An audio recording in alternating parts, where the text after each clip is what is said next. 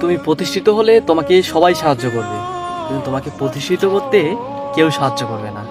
এই সমাজে তুমি যার কথা ভেবে তুমি তোমার নিজের লক্ষ্যকে থামিয়ে রেখেছো, বিশ্বাস করো সেই মানুষগুলো তোমাকে ধিক্কার জানাবে। তুমি কিছুই পারো না, তুমি কিছু করতে পারবে না, এই কথাগুলোই তোমাকে শুনতে হবে।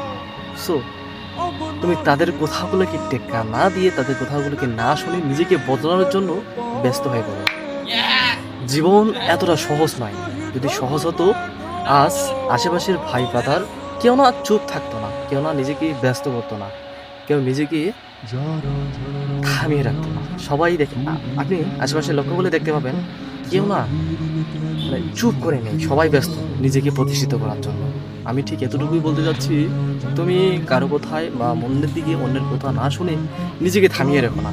জীবনটা এরকমই, তোমাকে প্রচুর খাটতে হবে, প্রচুর পরিশ্রম করতে হবে, তবেই তুমি প্রতিষ্ঠিত হবে, আর তবেই তোমাকে এই সমাজে মূল্যায়ন করা হবে।